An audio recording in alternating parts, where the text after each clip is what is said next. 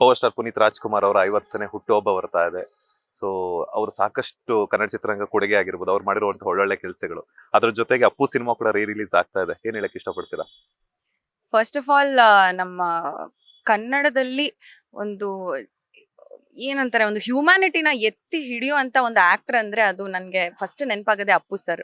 ಮತ್ತೆ ನಾನು ಒಂದು ಡಾನ್ಸರ್ ಆಗಿರೋದ್ರಿಂದ ನನಗೆ ಡಾನ್ಸ್ ಅಂದ್ರೆ ನೆನಪಾಗೋದೇ ಅಪ್ಪು ಸರ್ ಫಸ್ಟ್. ಅಂಡ್ ಅವ್ರ ಜೊತೆಗೆ ಒಡನಾಟ ಇತ್ತು ನನಗೆ ಆಕ್ಚುಲಿ.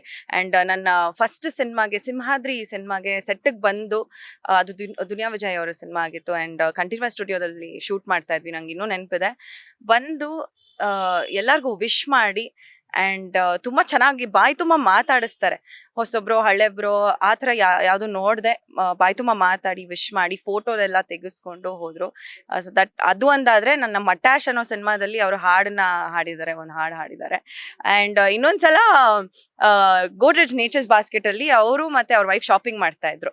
ಅಂಡ್ ಎಷ್ಟು ಸಿಂಪಲ್ ವ್ಯಕ್ತಿ ಅಂದ್ರೆ, ಮಾಮೂಲಿ ತರಕಾರಿ ಹಣ್ಣು ಅದೆಲ್ಲ ಶಾಪಿಂಗ್ ಮಾಡ್ತಾ ಇದ್ರು ಅವ್ರ ವೈಫ್ ಜೊತೆಗೆ ಹೋಗಿ. ಅಂಡ್ ಅವಾಗ ಹೋಗಿ ಮಾತಾಡಿಸಿದಾಗ ಅವ್ರು ಇನ್ನೂ ಜ್ಞಾಪಕದಲ್ಲಿ ಇಟ್ಕೊಂಡಿದ್ರು ನನ್ನ. So that's so sweet. And yes, ಈ ಮೆಮರೀಸ್ ಎಲ್ಲ ನನಗೆ ಜ್ಞಾಪಕ ಆಗುತ್ತೆ.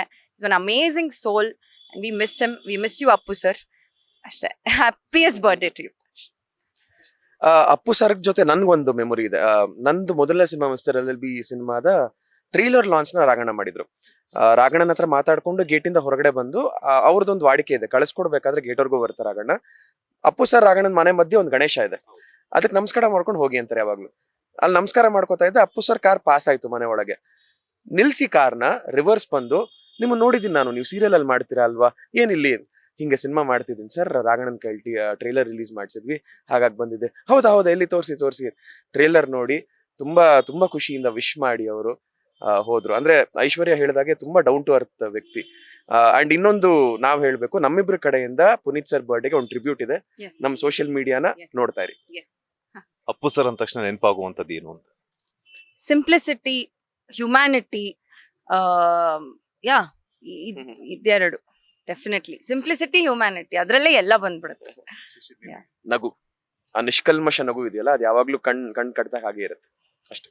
ಲೇಟೆಸ್ಟ್ ಹಾಗೂ ಇಂಟ್ರೆಸ್ಟಿಂಗ್ ಸುದ್ದಿಗಳಿಗಾಗಿ ಬಾಸ್ ಟಿವಿ ಕನ್ನಡ ಚಾನೆಲ್ನ ಸಬ್ಸ್ಕ್ರೈಬ್ ಮಾಡಿ. ಹಾಗೆಯೇ ಬೆಲ್ ಐಕಾನ್ ಪ್ರೆಸ್ ಮಾಡಿ. ಇದರ ಜೊತೆಗೆ ಫೇಸ್ಬುಕ್, ಇನ್ಸ್ಟಾಗ್ರಾಮ್, ಎಕ್ಸ್ ನಲ್ಲೂ ಮಿಸ್ ಮಾಡದೆ ಫಾಲೋ ಮಾಡಿ.